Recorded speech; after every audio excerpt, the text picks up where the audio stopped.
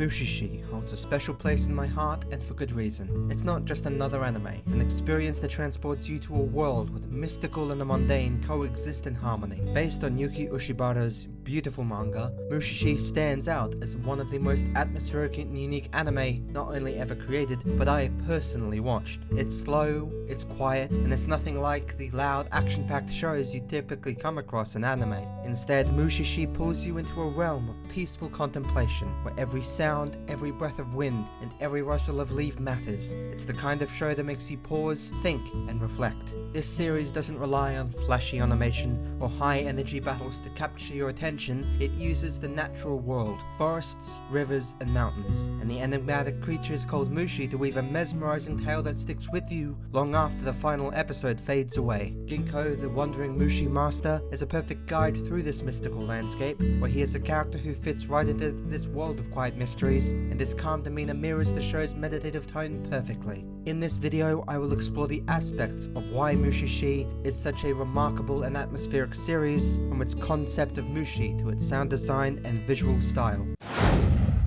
One of the most fascinating things about Mushi-Shi is the Mushi themselves. They're not ghosts, they're not spirits, and they're not quiet living organisms in the way we usually think of life. The Mushi are something more primal, more essential, and that is life in its most artistic and basic form. What I love about the show is that it doesn't treat them like enemies to be defeated or creatures to be revered. They just are. They exist as part of the natural world, neither good nor evil, and this neutrality is what makes them so intriguing. Mushi have a strange beauty to them. They're often invisible to humans, and their presence can be subtle or overwhelming, depending on the situation. Whether they bring harm or healing, Mushis always follow their own natural laws, and that's part of the magic. The world of Mushi-Shi feels more alive because of them. You never know when or where they'll appear. They feel like an inevitable part of the landscape. They don't cause trouble out of malice, they just act according to their own instincts, much like animals following the flow of nature. What's really captivating is how the Mushi affect the world around them. Sometimes they cause illness, sometimes they bring blessings, and other times they blur the line between life and death in ways that are as fascinating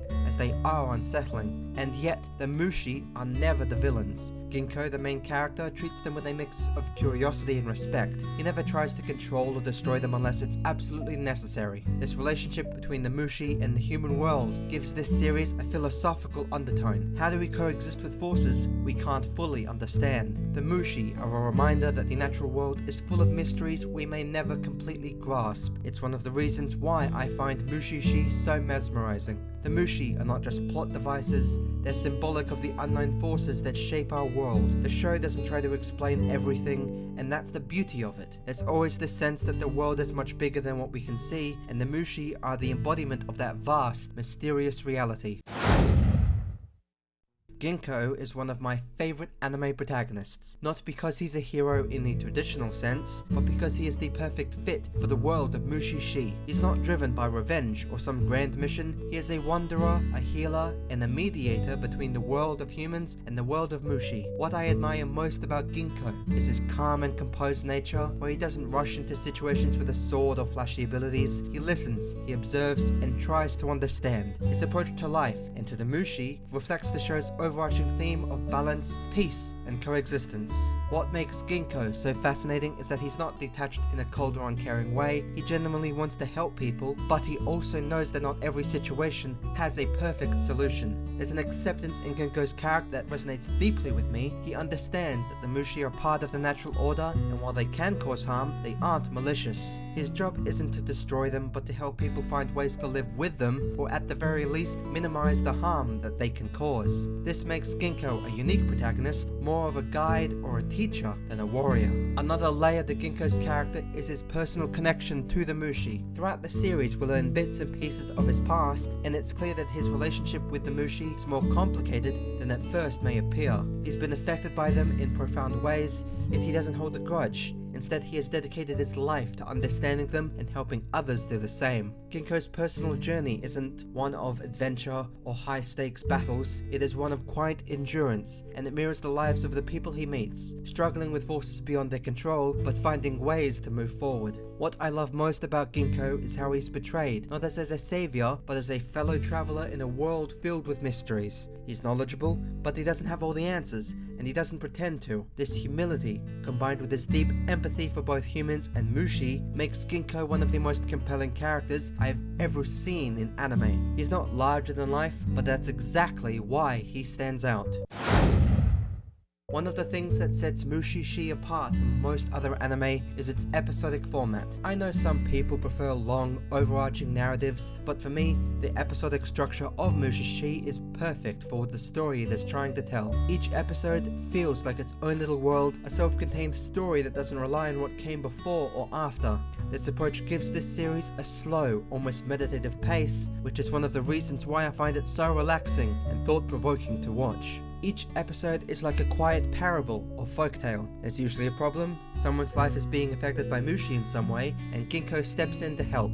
But the resolutions aren't always clear-cut, and that's something I appreciate. Sometimes the people Ginko helps have to accept a difficult reality, or they're left with more questions than answers. Life goes on, and the world of Mushi-Shi reflects that in its storytelling. It's not about grand conclusions or big revelations, it's about the small, quiet moments that make up our existence. This episodic format also reinforces the theme of impermanence. Ginko is always moving, always traveling from one place to another. He helps people, but he never stays for too long. There's something beautifully melancholic about that. The people he meets will continue their lives after he's gone, and Ginko will continue his journey, helping the next person in need. This transient nature of Ginko's ability and journey adds to the series' overall atmosphere of quiet reflection. Nothing is permanent, and everything is always changing, just like the Mushi themselves. I also think the episodic nature of the show gives each story room to breathe. There's no rush to get to the next plot point, no need for constant action or drama. Each episode can unfold at its own pace, allowing the viewer to become fully immersed in the world of Mushi-Shi.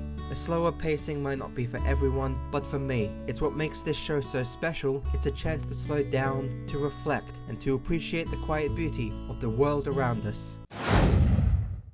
Mushi-Shi is a show where silence speaks louder than words, and that's one of the things I love most about it. So much of this series' atmosphere is created through its use of sound, or more accurately, its use of silence. There are long stretches of the show where you hear nothing but the rustling of leaves, the distant call of birds, or the soft flow of a stream. This natural soundscape pulls you into the world in a way that's incredibly immersive and also incredibly calming. When music does come in, it's used sparingly and effectively. Toshio Masuda's score is minimalistic, often consisting of gentle, ambient melodies played on traditional instruments. The music never feels overwhelming, with the scenes instead complementing them, enhancing the quiet, contemplative mood of this series. The opening theme, the Soulfeet song by Ali Kerr, is the perfect introduction to each episode. Its soft acoustic melody and introspective lyrics set the tone for the reflective journey you're about to embark on. What I find most impressive is how the show makes you feel the silence. In most anime, silence is used to build tension or suspense, but in Mushi-Shi, it's used to create a sense of peace. The quiet moments allow you to fully absorb the beauty of the world, the sound of nature, the subtle movements of the characters, the ever-present but often invisible Mushi. It's a kind of sensory experience that's quite rare in anime, and it's one of the reasons why I find Mushi-Shi so unforgettable. In a way, the sound design of Mushi-Shi mirrors the philosophy of the show itself.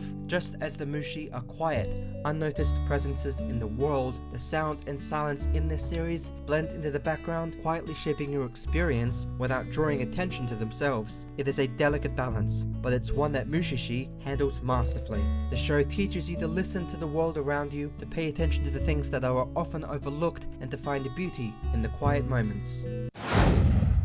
In my opinion, the opening theme of the show Mushi-Shi, the Soulfeet song by Ali Kerr, which I had previously mentioned, is one of the most underrated anime openings I have ever heard. It doesn't have the explosive energy or flashy visuals of more popular openings, but that's exactly why it's perfect for this series. This song is soft, acoustic ballad with introspective lyrics that mirror the quiet, contemplative tone of Mushi-Shi. It feels like a gentle invitation to step into the world of the show, where the pace of life is slower and the mysteries of nature unfold at their own rhythm. The first time I heard the Soulfeet song, I was immediately struck by how different it was from the typical anime opening, and how it conveyed a feeling of a song similarly made by Simon and Garfunkel called April Come She Will. This song, it doesn't try to pump you up or build anticipation for high energy action scenes. Instead, it eases you into the world of Mushi-Shi with its simple melody and soothing vocals. The lyrics about wandering, feeling lost, and moving forward despite the weariness perfectly align with the journey of Ginko, the series' protagonist. His life as a wandering Mushi master is reflected in the song's imagery, and that connection helps set the tone for the show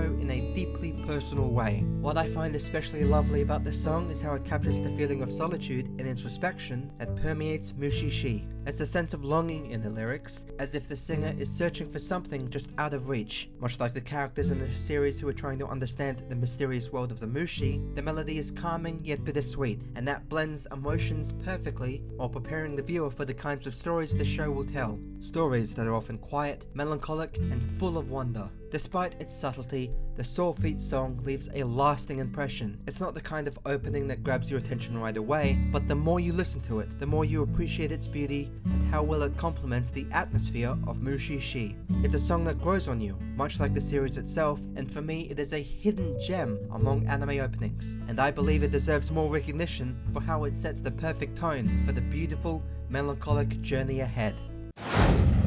Mushi-Shi is more than just an anime, it's a meditative journey into the unknown. It's a show that encourages you to slow down, to look at the world a little differently, and to appreciate the beauty in life's quieter moments. From the mysterious Mushi to the calming presence of Ginko, everything in Mushi-Shi works together to create a unique and unforgettable experience. It's a series that doesn't rely on flashy action or dramatic twists, but instead finds its magic in its simplicity of nature and the quiet mysteries that surround us. For fans like myself of Mushi-Shi, this series is a reminder that there's more to the world than we can ever see or understand. It's a show that leaves you with a sense of wonder long after the final episode has ended. In a world that's often loud and chaotic, Mushi-Shi offers a quiet space for reflection, a place where the boundaries between the known and the unknown blur, and where every moment feels like I'm part of a much larger, more mysterious whole. For these reasons and many more, Mushi-Shi will always hold a special place in my heart.